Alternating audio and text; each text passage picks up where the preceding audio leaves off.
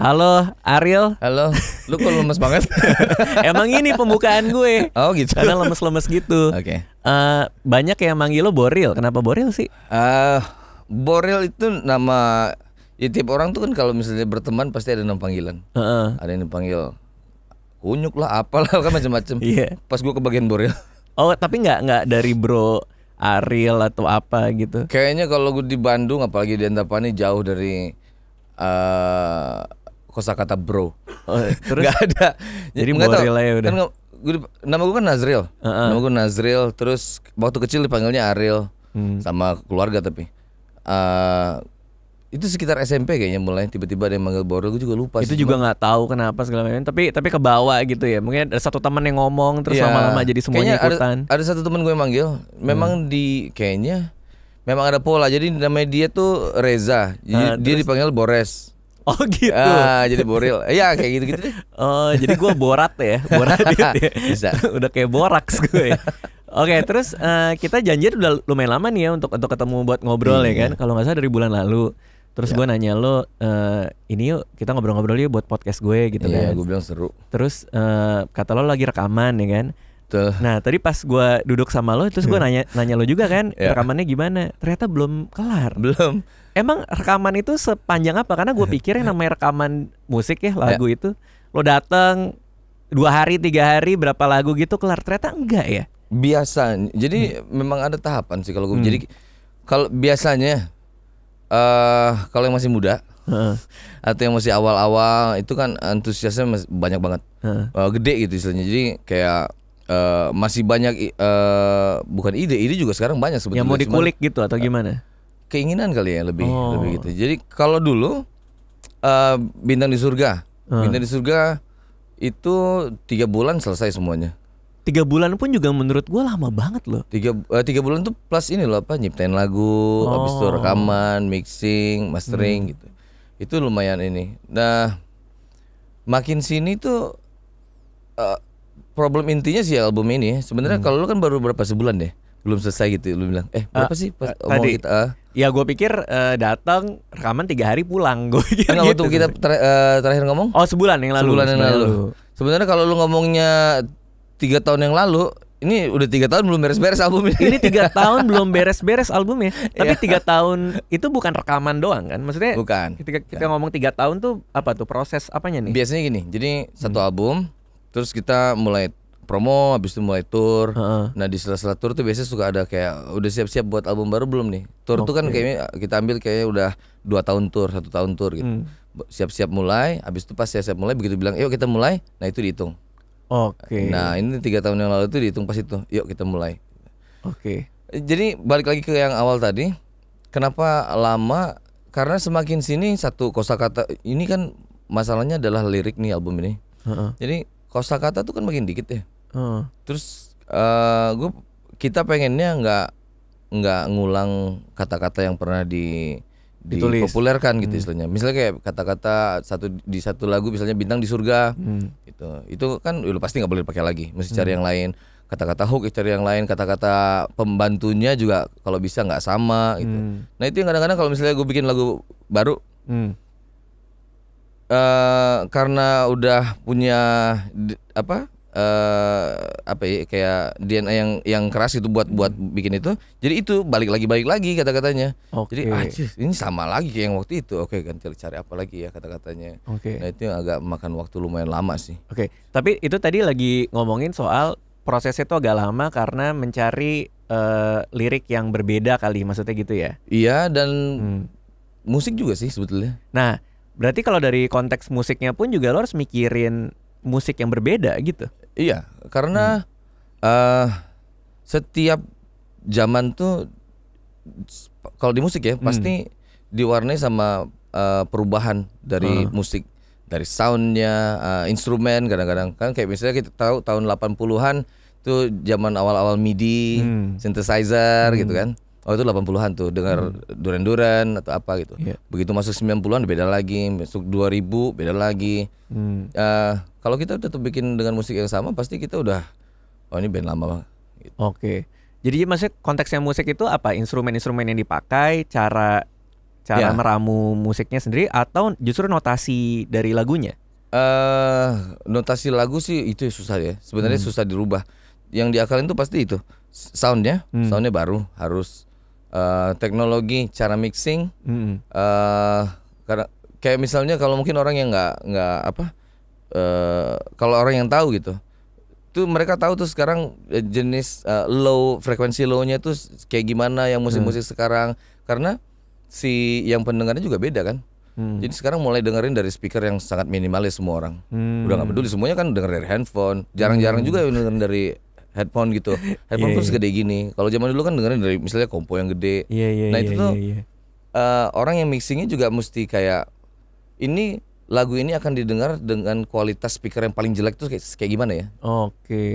Kalau dia berpatokan sama speaker yang bagus terus, cuman orang yang punya speaker bagus terus yang bisa nikmatin ya kan gitu. Oke. Nah itu tuh kadang-kadang si frekuensi EDM dia kan punya frekuensi yang beda tuh. Nah itu juga agak beda lagi. Kadang-kadang kayak misalnya kalau lu dengerin Coldplay, dia mencoba ke sana tapi tetap ada bandnya. Nah itu juga ramuannya beda. Jadi secara mata nggak akan kelihatan, tapi yang di dapur rekaman tuh pusing sebetulnya. Oh gitu ya, ternyata sekompleks itu ya cara nguliknya ya. Ya. Nah tapi gimana challenge-nya adalah gimana caranya supaya fans lo yang lama nih, fans bandnya yang lama ini itu tidak terasa kaget gitu dengan semua perubahan dari sisi musik yang lo bikin, yang kalian bikin gitu. Itu gimana tuh? Sebenarnya sih nggak terlalu dipikirin, bukan. Cuman seharusnya gitu orang yang suka sama kita tahu gitu bahwa kita bikin lagu gitu, sesuai dengan intuisi kita gitu, kita pengen kayak gimana, dan kalau kita berubah sih harusnya sih terima-terima aja ya. Oke. Karena kalau gue pikir kalau ngikutin apa kata orang, kita udah bukan kayak kita yang dulu lagi. Karena kan waktu kita pertama kali bikin lagu kan nggak ada yang dengerin juga. Ya kita bikin aja karena dari kita pengen bikin kayak begini gitu. Pada saat kita udah didengerin orang, terus tiba-tiba kita mesti dengerin mereka, kan dengerin tuh ada macam-macam, ada yang cuman kritik atau apa gitu. Tapi kalau misalnya kita ngikutin apa yang mereka mau gitu, kita udah jadi orang yang beda. Jadi makanya kalau mereka kayak kok beda ya, apa itu sebenarnya ya nikmati aja sih sebenarnya harusnya, karena itu proses dari kitanya sendiri kan gitu. Justru tapi kalau misalnya lo tetap kayak yang lama dengan semua musik yang lama, nanti orang bakal komennya kok nggak berubah-berubah sih. Jadi kita nggak pernah bisa puasin orang ya sebenarnya. Makanya gila kalau mau puasin orang. Iya. Nggak akan ada yang pernah. Jadi tetap kalau kita pegang gini, kita pertama kali dengar orang karena kita jadi diri sendiri. Dan sampai sekarang harus tetap kayak gitu. Kalau kita berubah tuh pasti aneh jadinya. Oke. Terus gimana cara lo berkompromi sama, karena gue nggak tahu ketika musisi bilang ini musik yang laku gitu kan. Nah gimana cara lo berkompromi dengan semua pihak yang ada di proses rekaman ini untuk bilang real nih kayaknya lebih laku kayak gini gitu. Itu batasnya gimana tuh? Sebenarnya kalau di dalam produksi kita itu nggak ada kayak kata-kata yang ini lebih laku. Sebenarnya gitu. Itu lo mungkin dengar dari yang lain-lain kali ya. Di kita ada yang lebih nempel. Lebih nempel. Jadi ada hook, kita bilang hook gitu. Jadi ada hook ataupun ada satu bagian yang ini kok nempel di kepala gue ya gitu.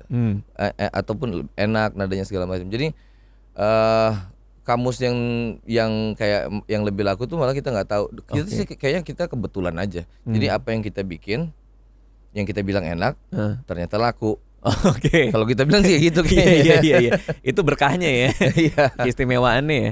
Tapi gimana caranya bikin musik yang nempel? Kan pertanyaannya jadi gitu sekarang. Gimana cara lo bisa memformulakan ini nempel nih di kuping gitu? Nah itu udah, kalau gue bilang sih udah karakter kali ya. Jadi udah karakter kitanya. Jadi kayak misalnya, karena saringan gue awal tuh kan gini, gue bikin lagu, dengerin ke orang, terus gue bikinnya kayak begini, oh dia suka. Gue bikinnya kayak begini, oh dia nggak suka.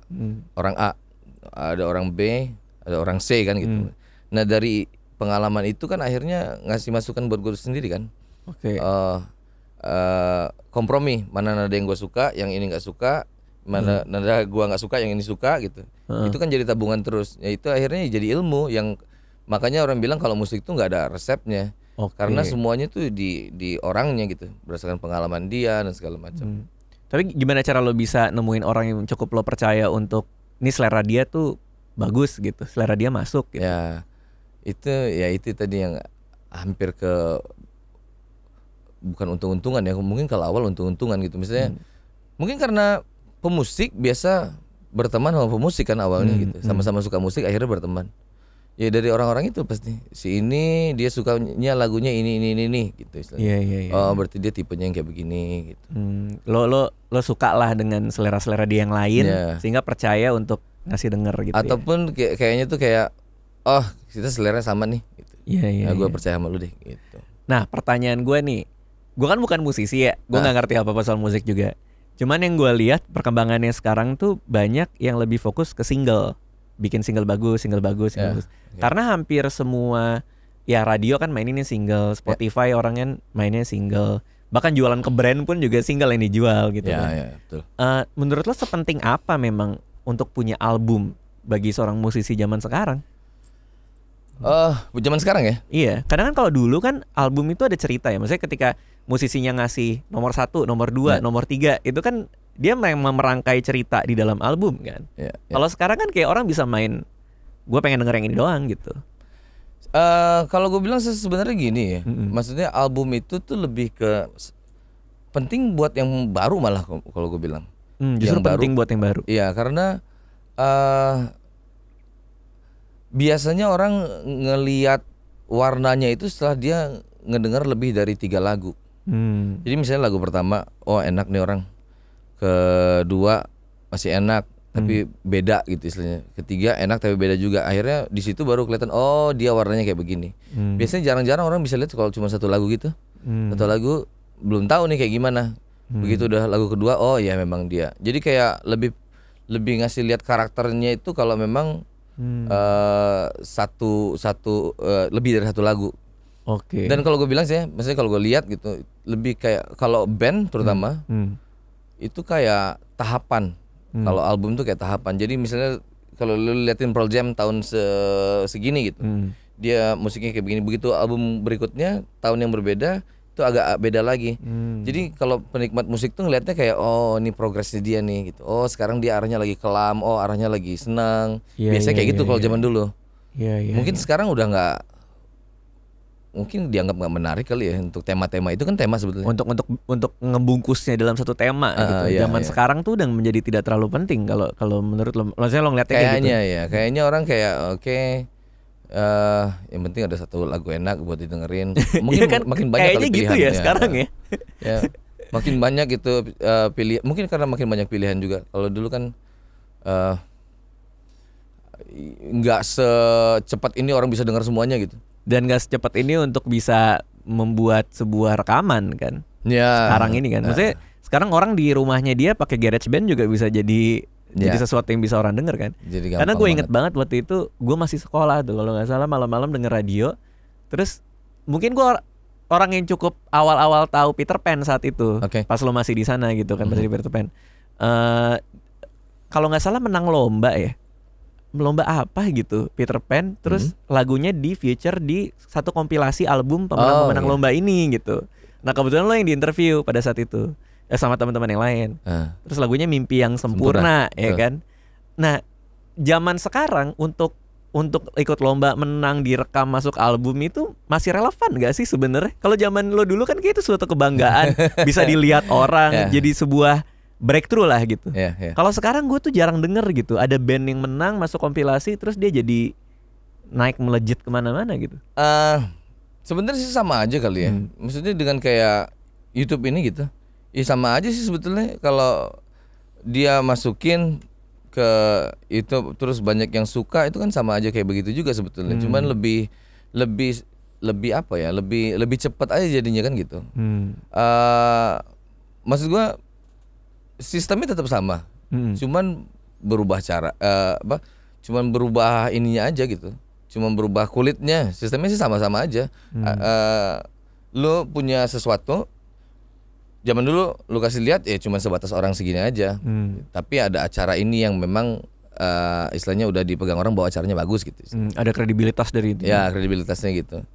Terus kalau sekarang dengan tiba-tiba lu punya materi, lu masukin ke YouTube, terus orang banyak yang suka juga sama aja kan sebetulnya. Oke. Sistemnya sama aja sebetulnya. Saringan juga gitu. Oke. Berarti itu cuman beda di bentuk saringannya sekarang. Iya, kan sesuai zaman lah, sesuai teknologi. Iya. Nah, lu udah panjang banget nih kan perjalanan karir ya kan. Lumayan. Udah panjang banget. Dari gue masih ingat yang pertama kali gue dengar interview lo itu gitu. Banyak seniman yang punya ketakutan soal tidak lagi jadi relevan gitu. Dalam artian dia udah nggak diomongin lagi gitu. Oh, oke. Cara lo jaga gimana dengan band ini dan bikin lagu dan lain-lain gitu? Ini seniman atau selebriti yang pengen diomongin? Apa? Kenapa? Seniman atau selebriti yang pengen diomongin? Enggak, maksudnya seniman kayak gue, misalnya gue filmmaker gitu, gue bikin film gitu. Banyak teman-teman filmmaker lain, saudara lain yang susah untuk diomongin karyanya gitu dalam konteks jadi relevan lagi. Ketika kita main ke tongkrongan apa segala macam, karya dia sudah tidak dibicarakan gitu. Dan dia sudah tidak relevan sama zamannya gitu. Nah, lu kan dalam sebuah zaman yang cukup panjang nih sampai sekarang gitu. Gimana caranya lu bisa menaker untuk tetap bisa diomongin orang gitu, maksudnya tetap relevan karya-karyanya? Kalau gue bilang ya develop sih pasti harusnya gitu. Jadi mungkin yang nggak ya banyak kan gini ya, kalau seniman itu saking dia senimannya gitu. Mungkin ada kan seniman yang taunya cuma dia udah seni aja gitu. Ya.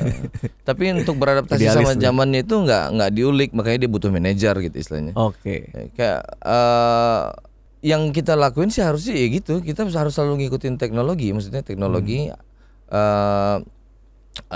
scene apa istilahnya, culture-nya kayak gimana sekarang gitu.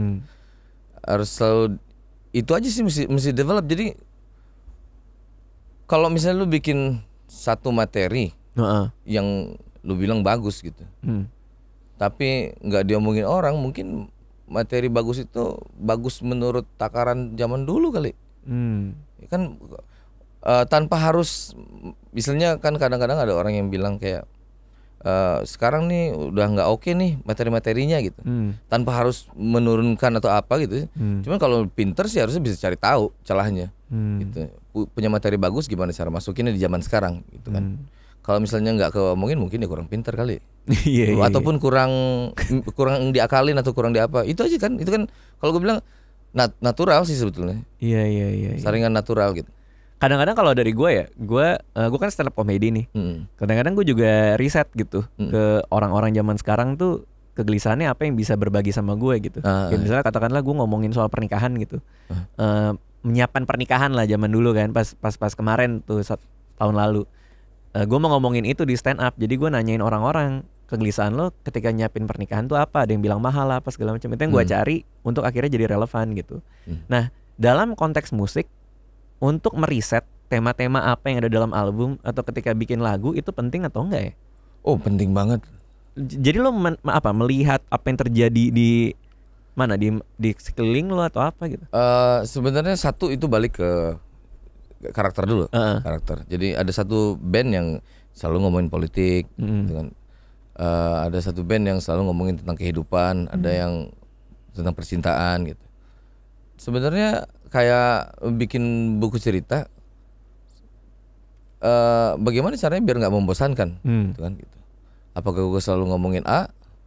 Kalau misalnya gue selalu ngomongin A, dari sudut pandang yang mana gitu kan? Iya. Sudut pandangnya dirubah-rubah.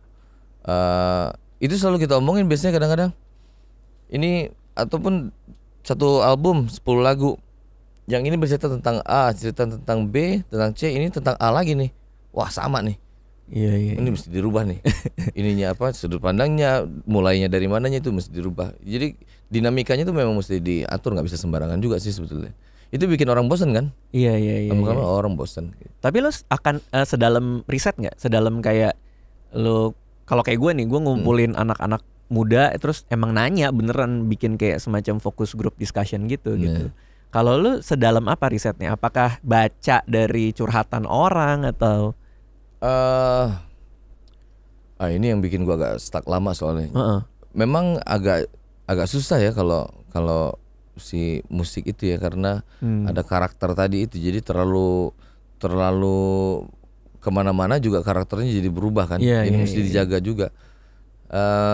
Nggak, gue biasanya memang ngobrol sendiri aja, maksudnya ngobrol ya udah pasti sama teman-teman band ngomong, tapi kayak lirik lagu dan segala macam biasanya udah mikirin sendiri aja. Ada riset sendiri ada, tapi kalau misalnya banyak orang gitu, kayaknya gue mesti tahu deh berapa orang siapa gitu. Nggak bisa terlalu banyak sih. Jangan-jangan malah kejauhan nih. Malah dari bikin lo ya? berbeda. Tapi sepersonal apa sih lagu-lagu lo ini? Maksudnya itu sangat nggak personal sebetulnya. Oh justru gitu. Justru sangat nggak personal. Iya, nggak ada lah. Ada beberapa yang personal. Jadi agak susahnya gini nih. Bikin lagu kalau menurut gua itu kalau lu dalam mood yang sangat normal, istilahnya, lu gak akan pernah bisa bikin lagu yang bagus kalau menurut gue. Oh gitu. Jadi emosi lu mesti di atas normal gitu, mesti kayak lagi sedih banget, atau lagi marah banget, atau lagi senang banget. Itu biasanya baru keluar tuh ada apa lebih cepat spontan gitu. Dari mood itu tuh cepat keluarnya. Nah kalau biasanya kalau kehidupan gue udah nggak terlalu banyak emosi gitu, emosi sedih, senang dan segala macam. Malah susah ya. Jadi gue lebih banyak ke pemikiran. Jadi kalau misalnya ada orang, wah ini lagunya tentang ini, sedih banget, mungkin pengalaman pribadi, gue bilang sebenarnya sih enggak. Jadi gue lebih ngebayangin, oh mungkin begini, oh mungkin begitu, pemikiran. Tapi jadinya nggak lebih nggak intens dong dibandingkan memang dari emosi yang sebetulnya bisa jadi kayak gitu ya, bisa jadi kayak gitu. Cuman ya itu pinter-pinteran tadi.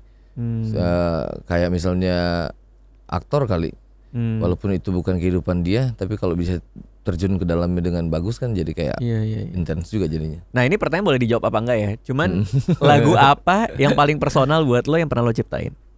Paling personal? Sebenarnya ada beberapa sih kalau personal. Apa ya?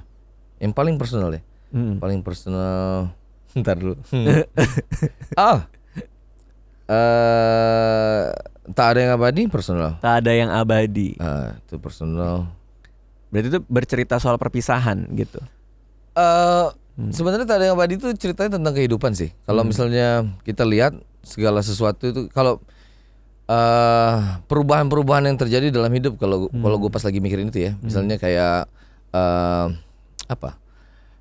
fame, friendship, relationship, apalagi macam-macam yang tadinya nggak ada jadi nggak ada, segala macam hal itu hampir semuanya kayak gitu sih maksudnya. Jadi pas ngeliatin itu kan pas kita kontemplasi gitu kan kayak gitu. Oh ini kayaknya gue mesti ngangkat tema ini deh gitu.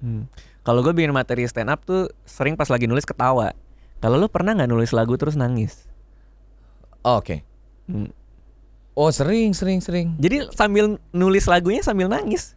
Oh kalau sampai kayak gitu sih nggak. Maksudnya gini, gue tulis kayak misalnya satu yang di album ini ya, ada satu lagu di album ini tuh, ini salah satu yang tadi gue bilang gue nggak ngalamin pribadi sebetulnya. Jadi salah satu di lagu ini bercerita tentang relationship, acceptance dalam relationship. Jadi kayak gue nulis gini, terus gue ngebayangin gimana orang kalau misalnya dia sama pasangannya sampai tua segala macam.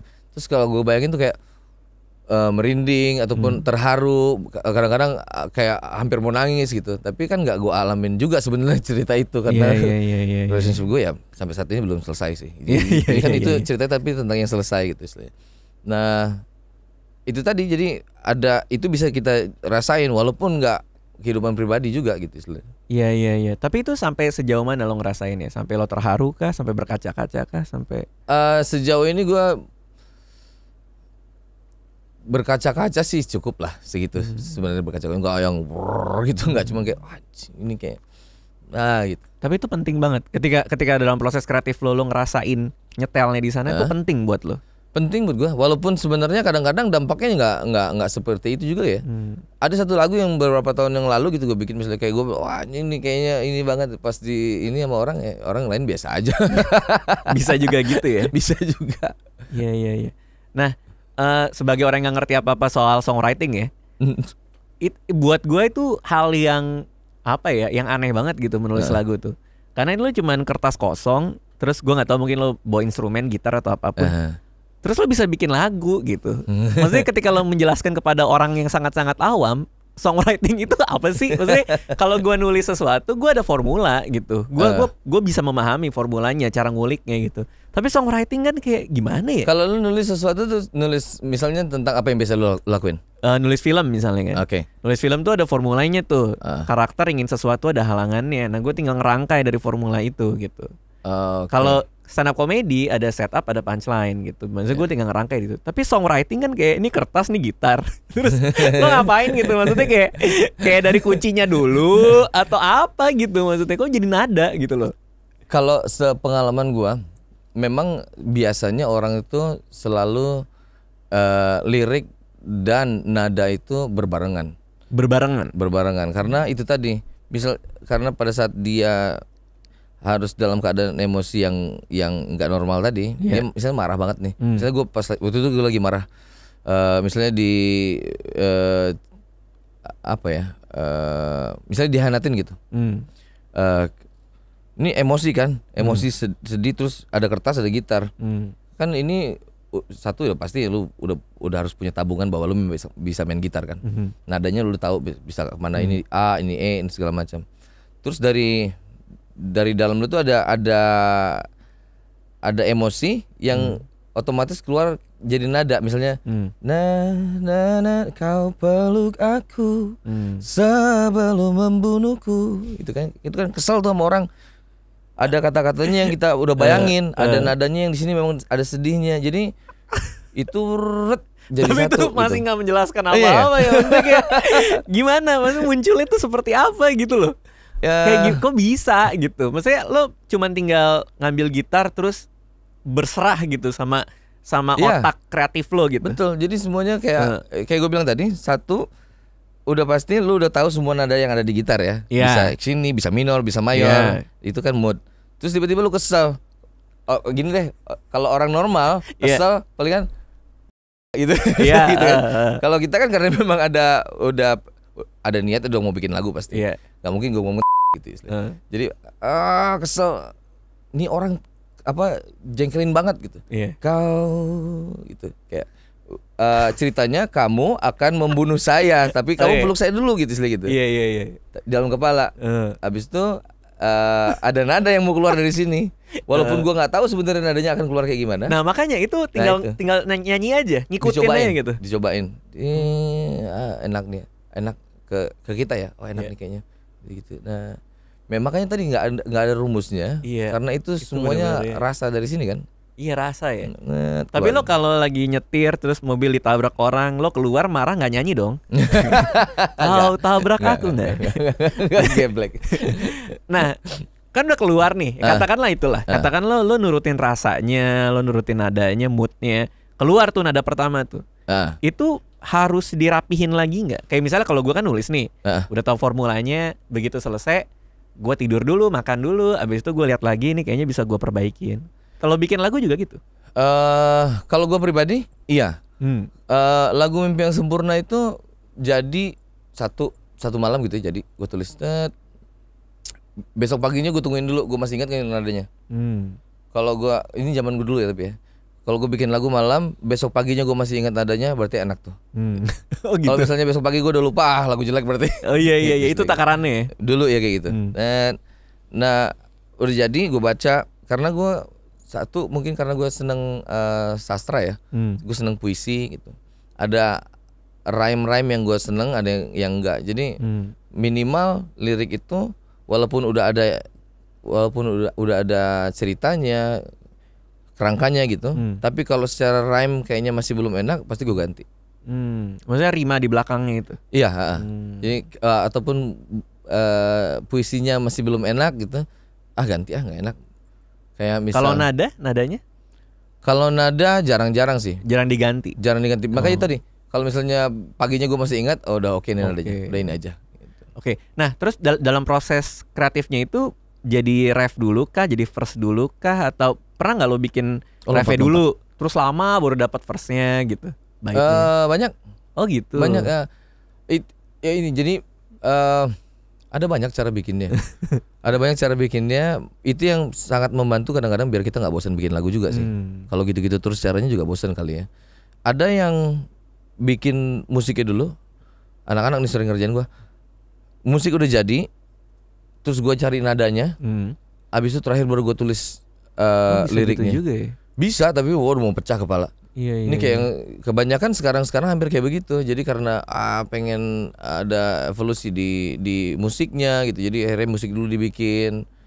Abis itu baru gue cari nadanya. Abis itu baru gue cari liriknya. Itu yang paling sulit sih gitu. Nah, ada kayak satu lagu yang sekarang ini ntar jadi first single, itu yang pertama kali dapat cuma refnya doang. Refnya aja yang dapat. Abis itu gue simpan. Ntar kapan waktu baru gimana ya songnya ya. Berapa lama tuh nemu refnya duluan itu? Itu kadang-kadang yang kayak gitu tuh yang paling cepat. Lu lagi diam gini tiba-tiba kok enak ya, coba. Itu sih yang ya itu tadi instan. Oke. Nah nanti yang nyusulnya itu yang lama tuh biasanya. Iya buat ngerangkainya semuanya itu yang ya. lama biasanya. Itu yang berarti ini kita boleh sejauh apa ngomongin album baru lo ini? Terserah. Bisa diomongin ya? Bisa, asal lu jangan tanya kapan keluarnya aja. Gua belum tahu. Karena udah 3 tahun ya. Oke, ini album baru ya kan. Ada berapa lagu di situ? Yang udah jadi lah gitu. Rencana 9 jadinya. Rencananya 9. Tadinya 8 habis itu 9 tiba-tiba dapat lagu baru. Jadi kemungkinan ada 9. Kemungkinan ada 9. 9-9-nya sudah jadi lagunya. 9-9-nya sudah jadi musiknya. 9-9-nya udah jadi musiknya. Ya, 9 udah jadi musik, 2 udah kita bocorin sebetulnya. 2 kita bocorin di YouTube. Oke, udah keluar itu singlenya segala macam. Tahun yang lalu. Oke. Habis itu musiknya nanya, promosiin jangan promosiin. Ini gimana sih mau keluarin single tapi jangan promosiin? Enggak apa, gue bilang keluarin aja. Buat kayak pengobat rindu lah karena udah terlalu lama gitu. Iya. Keluarin 2, berarti kita ngerjain sisanya sekarang. Oke, jadi sisanya ngerjain 7. Sudah berapa persen dari 7 itu 7-7-nya musiknya udah selesai. Gue lagi ngerjain lirik. Single pertama ini liriknya udah 80%, 20% lagi. Single kedua udah beres liriknya, single ketiga udah beres liriknya, single keempat juga udah beres, yang kelima ke 6 ini yang masih dikerjain lagi dikit lagi. Oke, ketika lo bicara single pertama, itu menentukan ini single pertama dari mana? Biasanya harus rapat pasti. Oh gitu. Rapat antara kita dulu internal bandnya. Ini kayaknya oke. Habis itu baru rapat ke musika. Itu kadang-kadang suka ada perbedaan juga tuh. Walaupun bagus ya, misalnya musika misalnya pengennya yang ini gitu, yang single pertama gitu. Bilang kenapa? Karena mungkin enak dan segala macam. Dia bilang tapi kayaknya yang ini deh, yang jadi single pertama. Kenapa kata mereka? Karena pada saat lu launching, lu mainin lagu yang tipe yang musika pengen, itu suasana panggungnya bakal redup. Gitu. Kita kan mikirnya karena kita yang terjun, kan kita mikirin repertoar, konsep panggung segala macam gitu. Jadi kayak ini yang paling cocok buat ini. Walaupun misalnya dia nggak sekuat yang kedua, tapi yang pertama ini cocok untuk membuka jalan gitu. Oke. Nah tapi yang dipikirin justru ada yang lain ya, soal tadi ngebangkitin mood dan lain-lain gitu ya. Iya karena mau gimana ya? Karena kita kan show. Bukan kita cuman nyanyi di atas panggung satu lagu. Itu satu lagu yang enak, abis itu orang dengerin, abis itu selesai. Enggak kan? Kita kan bawain satu pertunjukan. Kayak lu kan juga gitu. Ada pembukanya kayak gimana, terakhirnya kayak gimana kan gitu. Itu kan mesti dipikirin. Kalau misalnya lagu pertama itu hanya memikirkan lagu ini enak, kalau sekarang ya susah sih kalau buat kita. Terus ketika lagu lain tidak masuk sebagai pilihan single, itu kenapa? Kan ada lagu yang tidak dijagokan berarti kan? Iya, nah makanya itu kenapa ngapain dibikin sekalian? Iya kan? Iya. Itu kenapa tuh?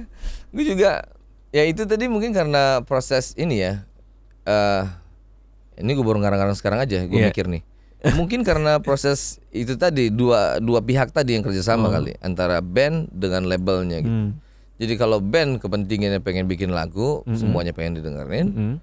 Kalau label mungkin wajar sih karena mereka kan yang punya modal awalnya, minimal modal mesti balik dong sebelum keuntungan. Istilahnya yang mana yang gue bisa invest dan ada uang kembali gitu. Kalau dia pikir yang ini nggak kuat, ya nggak dipromoin. Mungkin itu yang terjadi. Nggak kuat dalam konteks label ya, maksudnya dalam kan itu label, ya. Itu kan pertimbangannya macam-macam kan. Ya. Bukan berarti nggak kuat tuh nggak bagus kan sebenarnya. Iya betul. Karena band itu bikin ya pasti lagu yang mereka suka dan pengen orang denger gitu kan. Betul makanya. Oke.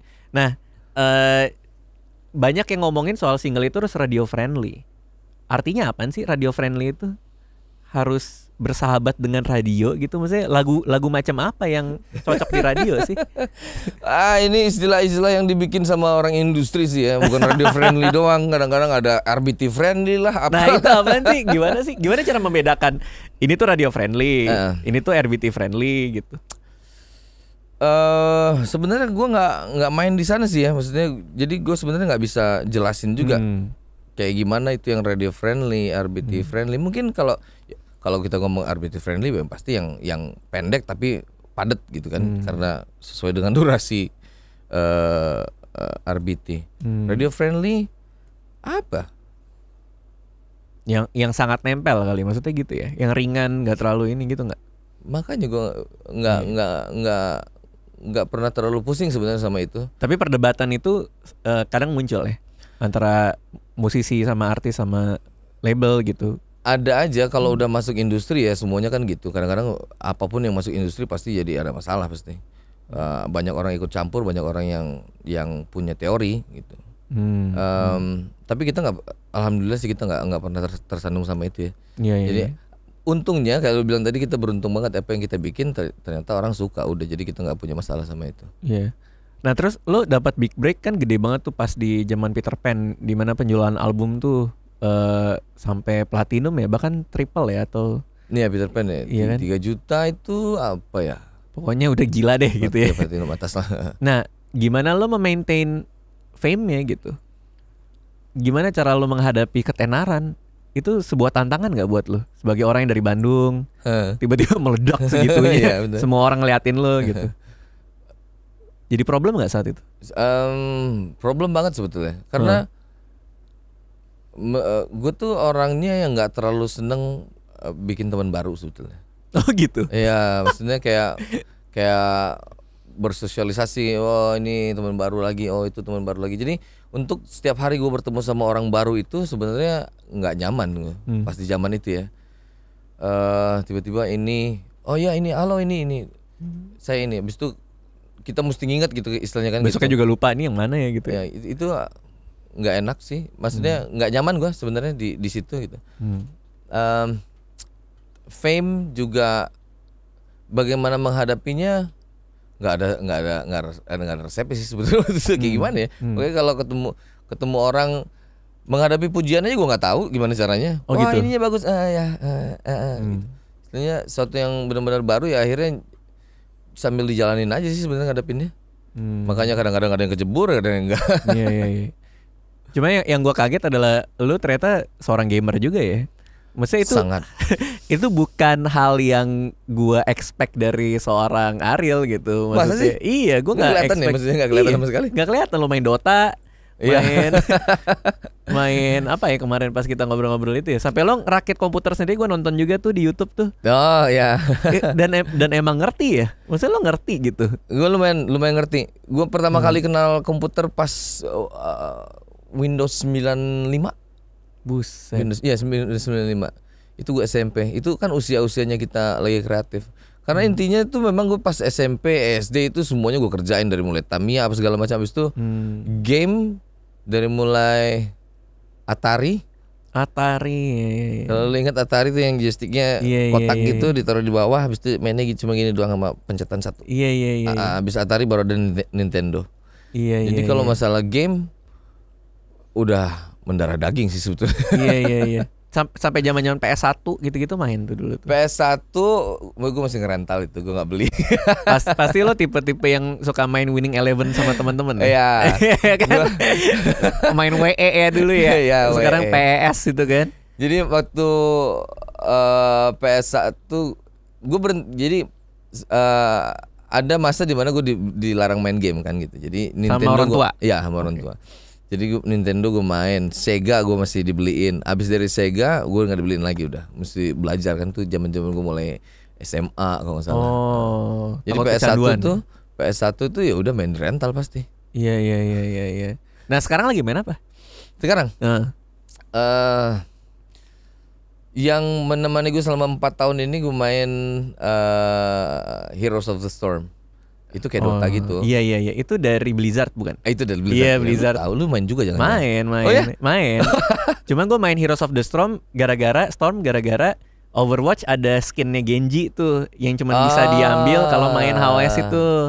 Oke. Cuman dia terlalu cepat menurut gue dibanding Dota ya. Maksudnya kalau HOS itu dia mainnya cepat banget kan kelarnya kan. Nggak selama Dota 2 gitu. Gue orangnya agak fanatik sebetulnya. Jadi fanatik kalau apa gue fanatik, bola gue fanatik, kalau ini fanatik. Termasuk kalau game gitu gue agak fanatik. Jadi tadinya gue main Dota. Main Dota karena gue main Warcraft. Ya, WoW. Kan itu kan Dota itu awalnya kan dari ada peta mini yang ada di game Warcraft. Dikasih nama Dota gitu istilahnya. Terus berkembang akhirnya dia bikin perusahaan sendiri gitu dengan mengambil karakter yang ada di Blizzard itu. Dan begitu Blizzard bikin yang original gitu istilahnya Heroes of the Storm itu, makanya gue nggak main Dota lagi, gue main yang ini aja. Oh, ini aslinya nih gitu ya, seakan-akan ya. Ya, seakan-akan ini Dota itu lahir dari situ kan, walaupun akhirnya mereka berevolusi sendiri gitu. Gila jauh banget mikirnya. Maksudnya lo sampai mikirin backgroundnya gitu kan? Nggak, itu kayak karena fanatik tadi dasarnya gitu. Kayak main, cuman kayaknya ini yang lebih resmi loh gitu, kayak ini yang lebih oke-nya nih gitu. Bukannya tapi pemainnya sedikit Heroes of the Storm itu? Iya memang dikit banget. Dikit banget. Susah nggak ini nyari temennya atau segala macamnya? Paling nggak nih yang gue biasa main WoW. Jadi gini. Gue kenal Dota itu kan dari Warcraft. Gue main Warcraft tuh ada multiplayer yang kan namanya World of Warcraft. Iya, WoW ya. Nah, sampai sekarang tuh dia tuh. Gue sampai bikin servernya sendiri waktu itu. Serius? Saking gilanya gue bikin server sendiri. Waktu itu masih ada. Itu kan harus nyewa kan server itu? Iya. Jadi waktu itu kan ada Indo Gamers sama AMPM, ada 2 tuh. Nah gue main di sana, cuman kayak masih belum puas. Akhirnya gue bikin sendiri, jadi bikin komputernya. Habis itu teknisinya gue sewa, yang buat programnya, coding segala macam. Habis itu kita titipin ke gedung server. Gila sih, seniat itu. Nah jadi teman-teman itu yang biasanya gue bawa main, karena mereka juga fanatik Blizzard kan. Tapi lo main Overwatch? Overwatch gue Uki yang main. Uki itu termasuk sama bareng-bareng gue tuh mainnya. Main WoW, main ini segala, cuman dia nggak terlalu kelihatan sama orang aja kali. Iya. Oke, itu aja kali ya. Kita ngobrol udah cukup lama. Makasih Boril atas waktunya. Sama-sama. Dan good luck buat albumnya. Mudah-mudahan. Tadi katanya juga nggak tahu kapan kelarnya, cuman kira-kira mungkin tahun depan gitu atau kalau kelar sih harus tahun ini. Harus tahun ini. Kemarin gue sempat ngomong bahwa abis pemilu kan, jadi kan nungguin pemilu udah kelar, abis itu nungguin abis pemilu ada lebaran yang pasti. Karena kita nggak bisa langsung keluarin aja. Orang-orang lagi pada sibuk ngapain, siapa yang mau dengerin lagu kita? Iya. Begitu orang santai kita keluarin. Oke, jadi ya minimal 31 Desember lah ya. Akhir tahun. Kan yang penting tahun ini kan. Iya, gitu. Harus tahun. Makasih ya Boril ya. Sama-sama. Terima kasih sudah menonton video ini. Jangan lupa subscribe untuk menunjukkan dukungan kamu kepada channel gue.